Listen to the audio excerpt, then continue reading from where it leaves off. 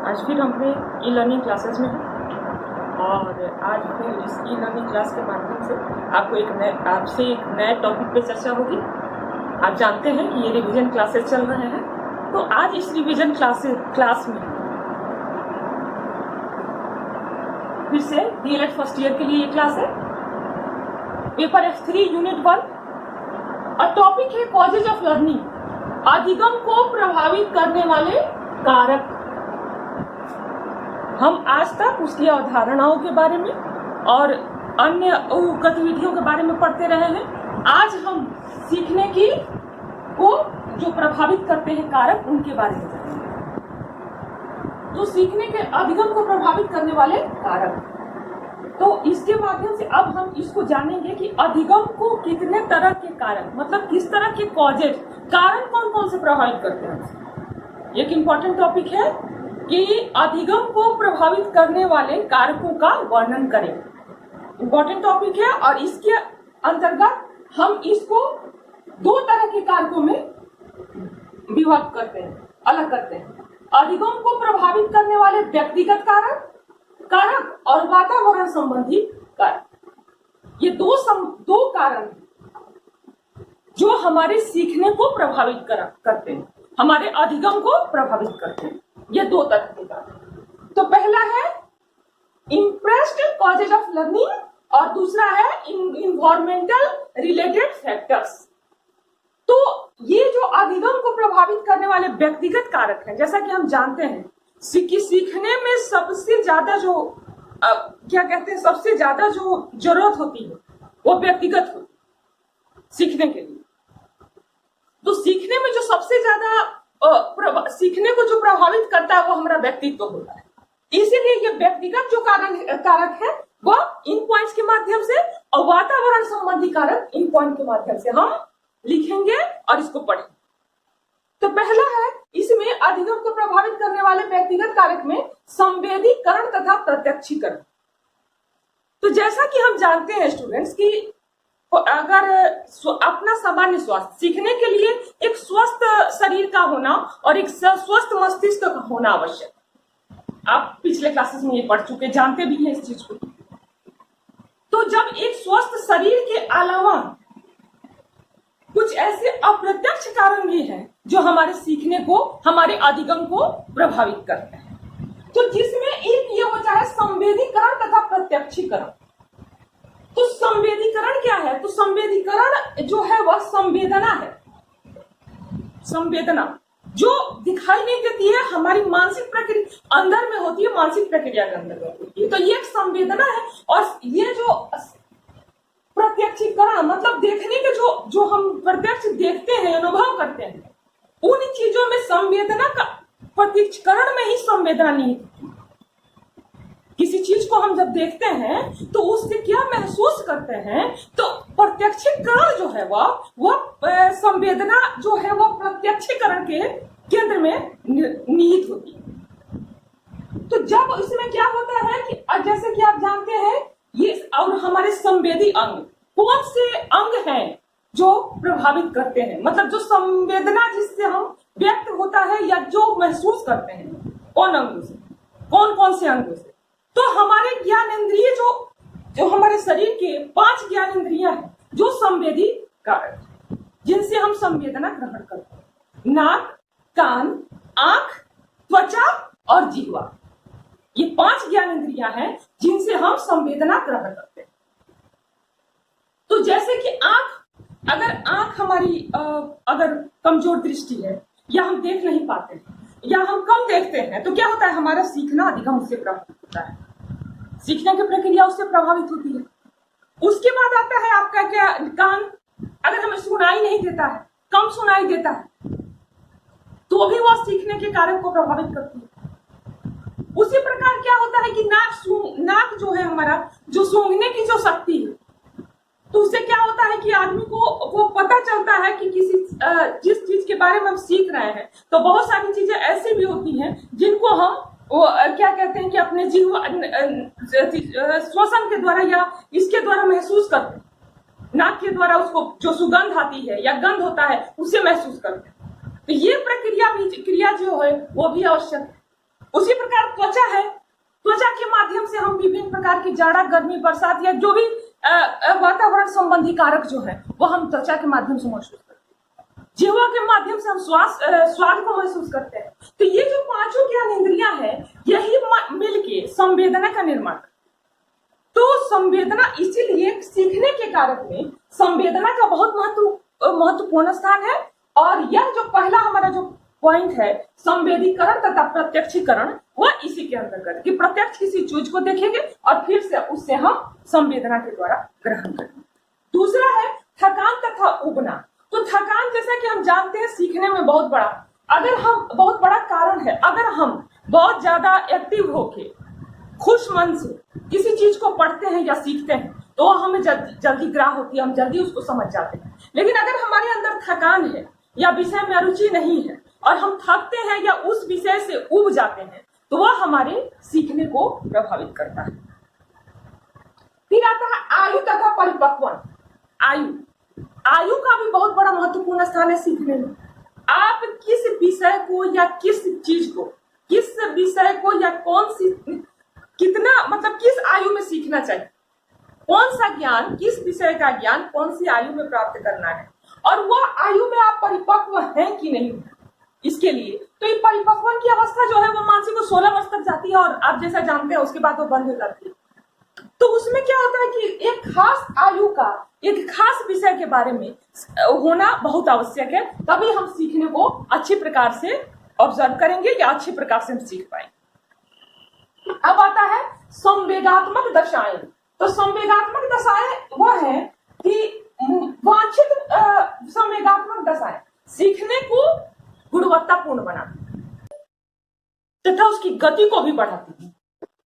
प्रसन्नता, खुशी तथा संतोष किसी भी संवेगात्मक अधिगम के लिए यह संवेगात्मक गुण आवश्यक है। तो यह जो होता है, क्या होता है कि वह कई अध्ययनों से यह निश्चित हुआ है कि संवेगात्मक जो क्रिया है वह दबाव, थकान या व्यवधान इत्यादि के कारण हमारी जो शैक्षिक क्षमता है वह प्रभावित होती है। अब होते हैं आवश्यकताएं। तो हम जानते हैं कि आवश्यकताएं ही परिश्रम की कुंजी है। माने किसी चीज की आवश्यकता ही हमें आगे बढ़ाती है, उसके लिए परिश्रम करने के लिए और उसके लिए मेहनत करने के लिए, कुछ भी करने के लिए यह आवश्यकता होना बहुत आवश्यक है किसी भी चीज को सीखने के लिए। अगर हमें किसी चीज की आवश्यकता या कमी महसूस नहीं होगी तो हम सीखने के प्रति आकर्षित हैं। सीखने के प्रति मतलब हम बहुत ज्यादा अपने आप को डेडिकेटेड महसूस नहीं करेंगे। तो आवश्यकता जो है वह आविष्कार की जननी है, आप जानते हैं जैसे। तो ये आवश्यकता का सीखने में महत्वपूर्ण स्थान है। सीखने में एक आवश्यकता का एक क्या कहते हैं, क्या एक प्रवृत्ति का सीखने की आवश्यकता को संतुष्ट करती है। एक प्रवृत्ति का होना आवश्यक है, एक आवश्यकता ही है जो वह हमें सीखने के प्रति ज्यादा कंसंट्रेट करती है और हम सीख पाते हैं। तो आवश्यकता, जैसा आवश्यकता की आवश्यकता आवश्यक है। रुचियां, छठा जो पॉइंट है, रुचियां, रुचि के अनुसार सीखना। तो जैसे अगर किसी चीज में हमारी रुचि बहुत ज्यादा है, अगर वो हमारी इंटरेस्ट का सब्जेक्ट है, तो रुचियों के बारे में क्या है कि एक शिक्षक का, एक अच्छे शिक्षक का छात्रों के रुचियों के बारे में जानना अत्यंत आवश्यक है। कई प्रकार के बच्चों को, जैसे किसी को विज्ञान में रुचि होती है, किसी को कला में रुचि होती है। प्रत्येक हमारे जो विद्यार्थी उनकी अलग अलग रुचियां होती है, हमारी भी अलग अलग सबकी रुचियां होती है।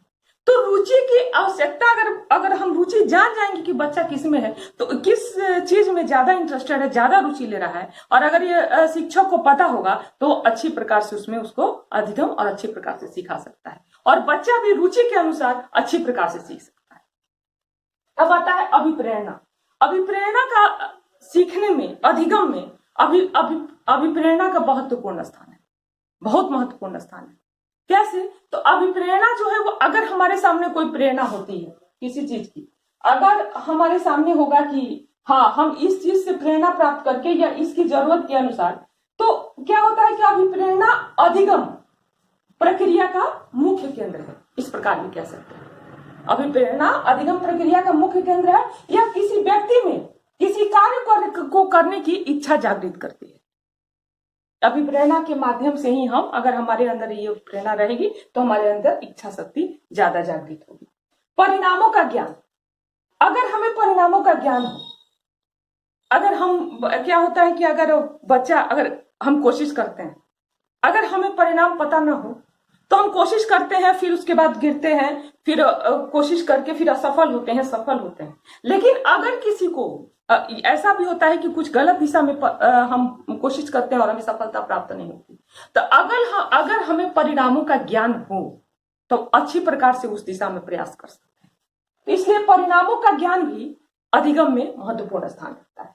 अब आता है दंड और पुरस्कार। तो दंड क्या है? दंड होता है कि बच्चों को मतलब किसी चीज के लिए पनिशमेंट देना। तो इसमें अधिगम सीखने में क्या होता है कि जैसे कुछ उच्च श्रृंखल बच्चे हैं या कोई ध्यान नहीं देना चाहते हैं, कुछ ऐसे भी होते हैं जो ध्यान नहीं लगाते हैं पढ़ने में, तो ये छोटे बच्चों के लिए है। लेकिन बड़े बच्चों के लिए भी बड़े बच्चों के लिए दंड ये हो गया कि उनकी मतलब क्या कहते हैं, उनकी आलोचना करना, और पुरस्कार हो गया उनकी तारीफ प्रशंसा करना। तो ये दंड और पुरस्कार का भी इस सीखने में अत्यंत महत्वपूर्ण स्थान है। तो कैसे? तो दंड और पुरस्कार जो है वो, तो किसी चीज के लिए अगर पुरस्कार दिया जाता है तो बच्चा ज्यादा इंटरेस्ट होकर उसको चीज को सीखता है। वो अगर वो क्या कहते हैं कि अच्छी दिशा में हो, अच्छा प्रयास हो, अच्छी दिशा में हो, तो वह पुरस्कार से प्रभावित हो रहा है और सीखने के लिए ज्यादा अभिप्रेरित होता है। तो इस सीखने में दंड और पुरस्कार का बहुत महत्वपूर्ण स्थान है। अब आता है हमारा पॉइंट प्रशंसा और निंदा। प्रशंसा और निंदा क्या है? तो अगर हमें परिवार में, समाज में किसी अच्छे कार्य को करने के लिए प्रशंसा मिलती है तो हम उसके प्रति ज्यादा आकर्षित होते हैं और उससे भी बेहतर करने का प्रयास करते हैं। कोई भी किसी भी जगह पे, स्कूल हो, कॉलेज हो, या हमारा समाज हो, या हमारे परिवार में, और निंदा अगर होने लगती है तो हमारा उस कार्य के प्रति इंटरेस्ट खत्म हो जाता है। तो हर तरह का होता है, छोटे बच्चों में या लड़कियों में ज्यादा होता है प्रशंसा के लिए, या लड़कों में भी ये चीज जो कुछ किशोरवा में ज्यादा होती है कि ज्यादा प्रशंसा हो तो वो ज्यादा उस कार्य के प्रति उत्साहित हो जाते हैं और उसको तो सीखने में प्रशंसा और निंदा का भी महत्वपूर्ण स्थान है। अब आता है प्रतिद्वंदिता। तो यह जो है वो अधिगम का सबसे कमजोर कारक है, क्योंकि प्रतिद्वंदिता अगर स्वस्थ हो तो बहुत ऊंचाई तक ले जाती है। लेकिन अगर वह किसी आक्रोश में या दुश्मनी की तरह ले ली जाए प्रतिद्वंदिता तो वह क्या होता है, वह आदमी को काफी नीचे ले जाता है और वह स्वस्थ मतलब प्रतियोगिता नहीं होती है, प्रतिद्वंदिता वह स्वस्थ नहीं होती है, वह सही, इसीलिए कमजोर कारक माना जाता है। लेकिन अगर ऐसा वातावरण हम बना सकें स्कूल में, कॉलेजेस में, कि एक स्वस्थ प्रतिद्वंदी माहौल में बच्चे पढ़ें, तो वह काफी आगे तक जा सकते हैं। तो इस प्रकार हमने अधिगम को, जैसे व्यक्तिगत कारक बहुत आवश्यक होते हैं, हमारे व्यक्तित्व से रिलेटेड होते हैं, तो ये पॉइंट के माध्यम से हमने व्यक्त किया। अब हमारे आते हैं वातावरण संबंधी कारक, प्राकृतिक वातावरण। तो जैसा कि हम जानते हैं गर्मी, सर्दी, बरसात और जाड़ा, गर्मी, सर्दी, बरसात और वसंत, 4 तरह की ऋतुएं जो होती हैं, तो हमारी कार्य क्षमता को ये चीज प्राकृतिक वातावरण बहुत प्रभावित करता है। जैसा कि हम जानते हैं कि अगर सुबह के समय में कोई पढ़ने की कोई बहुत कठिन चीज हो, अगर हमें समझ नहीं आती हो, तो अक्सर कहा गया है कि उसे सुबह के समय हम पढ़ें। उसके पढ़ने से हमें ज्यादा मतलब उस समय ज्यादा अच्छे प्रकार से, क्यों? तो वातावरण शांत रहता है, बहुत शोरगुल नहीं रहता है, ठंड और थोड़ा सा वातावरण में ठंडक होती है। और जब बहुत ज्यादा गर्मी हो, बहुत ज्यादा उमस जैसा वातावरण हो, तो उसमें क्या होता है, हमारी कार्य क्षमता प्रभावित होती है। तो एक वातावरण का भी हमारे सीखने में प्राकृतिक वातावरण का बहुत महत्वपूर्ण स्थान है, क्योंकि कि जैसा अगर अच्छा वातावरण, जैसे ज्यादा ठंडा ना गर्मी हो, तो उस समय हमारी जो कार्य क्षमता वो ज्यादा बढ़ जाती है, हम ज्यादा सीख पाते हैं और ज्यादा चीजों को हम ऑब्जर्व कर पाते हैं। तो इस प्रकार प्राकृतिक वातावरण हमारे अधिगम को प्रभावित करती है। दूसरा है सामाजिक वातावरण। सामाजिक वातावरण क्या है? तो हमारा समाज, घर, विद्यालय तथा बच्चे के तथा आवासीय वातावरण। तो जिस तरह का वातावरण बच्चे को मिलेगा, अगर हमारे घर में ऐसा वातावरण मिले जहां शोर गुल, ऐसा वातावरण मिले जहां पड़ोस के में लड़ाइयां होती हो, झगड़े होते हो, बाहर शोरगुल होता हो, शांत वातावरण न मिलता हो, ज्यादा लोगों की उपस्थिति हो, परिवार में। विद्यालय ऐसा हो जहां पे एकदम किसी तरह का कोई सुविधा ना हो, खिड़की जंगले ना हो, एक छोटे से कमरे में ज्यादा बच्चों को बैठाया जाता हो, ज्यादा बच्चे उसमें अधिगम प्राप्त हो। इससे क्या होता है कि हमारा अधिगम बहुत ज्यादा प्रभावित होता है। तो सामाजिक वातावरण भी इसके लिए बहुत आवश्यक है कि एक अच्छा स्वस्थ सामाजिक वातावरण में ही स्वस्थ अधिगम हो सकता है, सही अधिगम हो सकता है। तो यह सामाजिक वातावरण हमारे अधिगम को प्रभावित करता है। तीसरा है सांस्कृतिक वातावरण। सांस्कृतिक वातावरण किस तरह से? तो होता क्या है कि अलग अलग संस्कृति के लोग होते हैं। जैसे क्या होता है कि फौजी लोग होते हैं, तो ज्यादातर इन लोगों को ऐसा लगता है कि वहां के बच्चे ज्यादातर उस तरफ अपने गुणमुख करते हैं, उस तरह की पढ़ाई पढ़ते हैं।